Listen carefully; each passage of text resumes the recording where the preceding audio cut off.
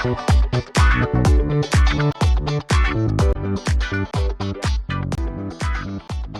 morning, guys. So today our topic is electric potential and potential difference.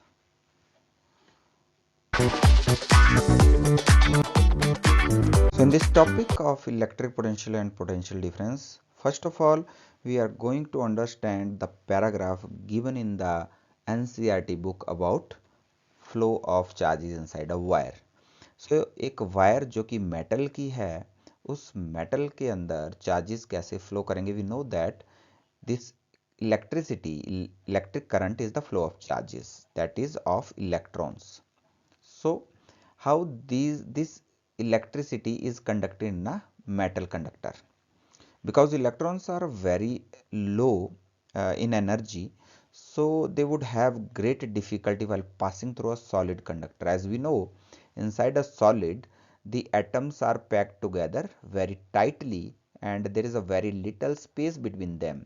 तो उस बहुत कम space में electron जो कि लो एनर्जी वाला है उसको मूव करने के लिए it must face high level of difficulty. But it turns out that हम क्या देखते हैं कि इलेक्ट्रॉन्स जो हैं it travel through a solid crystal smoothly and easily as that there is nothing inside the wire, जैसे कि वो वैक्यूम में मूव कर रहा है, ये हमें पता है. तो इतनी फास्ट जो ये ट्रेवल कर रहा है, how is it possible?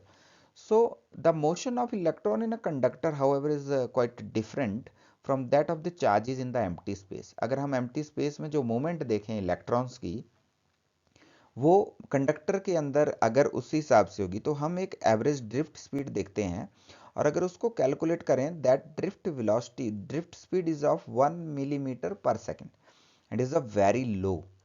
this speed is very slow and it is a very slow process.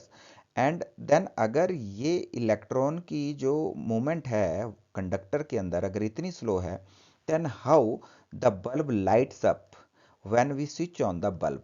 किसी इलेक्ट्रिक बल्ब को जैसे ही स्विच ऑन किया जाता है एकदम लाइट अप हो जाता है. दैट मीन्स कि इलेक्ट्रॉन एक टर्मिनल से जब निकलेगा स्विच ऑन करने के बाद तो वो जाएगा बल्ब के अंदर and then it reaches the second terminal, another terminal.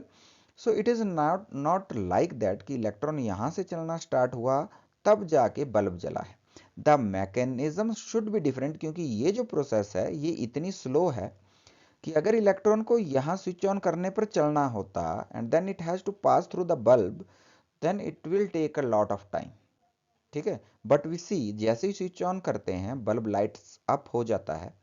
तो ये जो mechanism actually the exact mechanism quite different from this moment. जो हम ड्रिफ्ट स्पीड को देख रहे हैं, इलेक्ट्रॉन हम देखते हैं कि इजीली मूव कर सकता है कंडक्टर के अंदर जो कि मेटल का बना है, but the speed is 1 millimetre per second, और इस स्पीड के साथ तो बल्ब एकदम से जलने वाला नहीं है.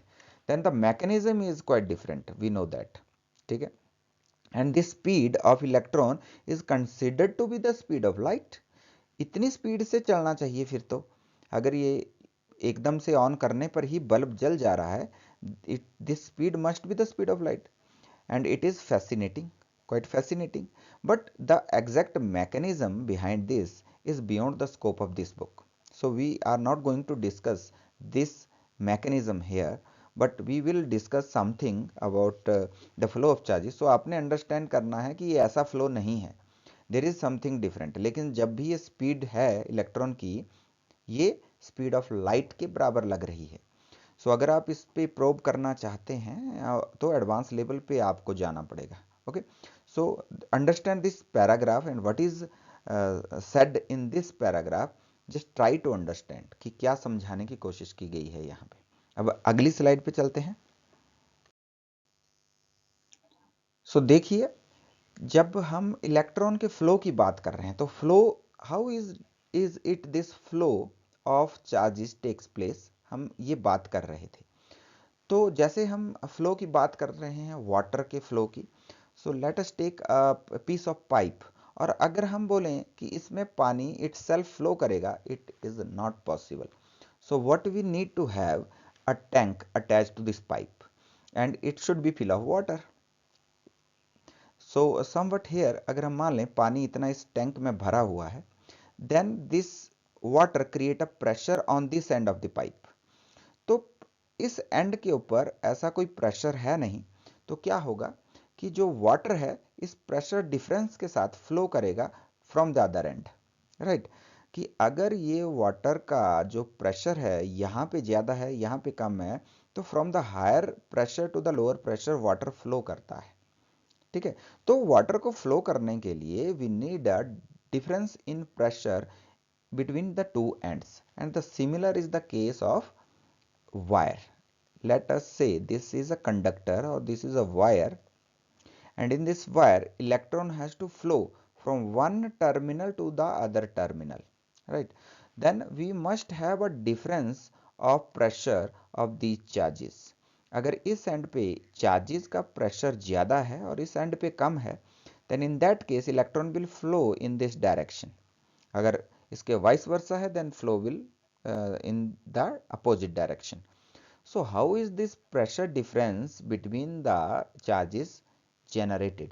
We know that in a circuit there is a battery, okay, and this battery is used to make this pressure difference between the two terminals, right? And what is inside the battery? There are cells, one or more cells may be present in the battery, and in the cell we know that we have studied this in class 6th कि cell के अंदर क्या होगा, chemicals होंगे and chemical reactions takes place inside the cell. Because of that, at one terminal there are accumulation of electrons at that terminal, that is negative terminal, right. From negative terminal से जब हम इसको किसी conductor से जिसमें flow कर सकता है इलेक्ट्रॉन, उससे जोड़ेंगे पॉजिटिव टर्मिनल से, then electron will speed up its movement and is attracted toward the positive terminal. तो इलेक्ट्रॉन यहाँ से फ्लो करना स्टार्ट करेंगे किसी कंडक्टर में। अगर ये डिफरेंस नहीं है तो इलेक्ट्रॉन्स फ्लो नहीं करेंगे। जितना ज़्यादा डिफरेंस होगा इलेक्ट्रॉन्स के प्रेशर का, उतना ज़्यादा स्पीड अप होगा इलेक्ट्रॉन का फ्लो। बट इलेक्ट्रॉन का फ्लो केवल प्रेशर डिफरेंस पर ही डिपेंड नहीं करता, there are some other factors as well. तो हमें पता होना चाहिए इलेक्ट्रॉन फ्लो क्यों करेंगे, कि सबसे पहली चीज़ तो हमें डिफरेंस क्रिएट करना है दो पॉइंट्स पे, जैसे वाटर के केस में किया, और वो डिफरेंस बैटरी प्रोड्यूस कर रही है। That difference between the two terminal वो बैटरी प्रोड्यूस कर रही है, क्योंकि बैटरी में एक नेगेटिव टर्मिनल पे इलेक्ट्रॉन्स जनरेट हो रहे हैं, and we know that movement of electron can takes place but not the movement of proton, right. और हम कन्वेंशनल करंट की डायरेक्शन को इस तरफ मानते हैं, पॉजिटिव से नेगेटिव की तरफ को हम मूवमेंट इलेक्ट्रिसिटी की मानते हैं। That is due to the story we have studied in the earlier video. So electron यहाँ से मूव करेगा यहाँ, जब इन दो टर्मिनल्स पे डिफरेंस पैदा होगा, राइट। तो डिफरेंस के कारण ये मूवमेंट चलेगी इलेक्ट्रॉन की यहाँ से यहाँ, राइट। सो बैटरी ये डिफरेंस क्रिएट कर रही है due to the chemical reaction that takes place in the cell, ठीक है। But there are some other factors. जो स्पीड है इलेक्ट्रॉन की, ये इलेक्ट्रॉन की स्पीड से फ्लो करेंगे इसमें, एक तो है प्रेशर डिफरेंस के कारण, but there are some other factors, okay. So we must keep it in our mind.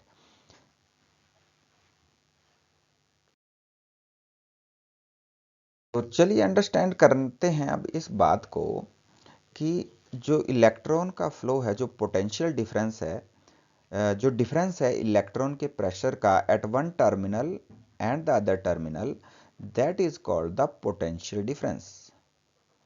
Potential difference, इसको हम पोटेंशियल डिफरेंस कह रहे हैं, right. So this potential difference is defined as the potential difference in a current carrying conductor is defined as the work done per unit charge that means कि एक unit charge, unit कितना है charge का, coulomb. सो 1 coulomb charge को from one point two another point अगर ले जाना है, अगर ट्रेवल करना है, अगर मूव करना है, in that case what should be the amount of work, ठीक है। सो वर्क कितना किया गया है कूलम चार्ज को यहां से यहां ले जाने के लिए, एक कूलम के लिए, पर यूनिट चार्ज मतलब एक कूलम के लिए. So that is defined as the potential difference, and potential difference is denoted by the letter V, and its SI unit is volt, right? And what is 1 volt? 1 volt कितना होगा? And it is calculated with the expression work per unit charge, and work is defined in joule. Its unit is joule and its unit is coulomb, right? So how is 1 volt defined? 1 volt is defined as, what is 1 volt? Sorry, 1 volt uh, is the potential difference when 1 joule work is done to take 1 coulomb charge from one point of the conductor to the other point. So 1 volt को ऐसे आप define कर सकते हैं, right? तो ये जो 1 volt है, it is given on the name of the Italian physicist, जिनका नाम था अलेसैंड्रो वोल्टा, और उनके रिस्पेक्ट में हमने इस वोल्टेज पोटेंशियल डिफरेंस को यूनिट के तौर पर वोल्ट कहा है, V से डिनोट किया है. और हम क्या कह सकते हैं? 1 volt is equal to 1 joule divided by 1 coulomb, and in that case volt should be joule per coulomb, right?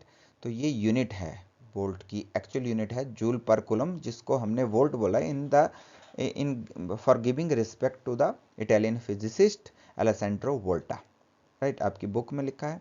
और किसी इलेक्ट्रिक सर्किट में what is the potential difference, इसको जानने के लिए we have another device, and that device is voltmeter. यहाँ लिख देता हूँ मैं voltmeter.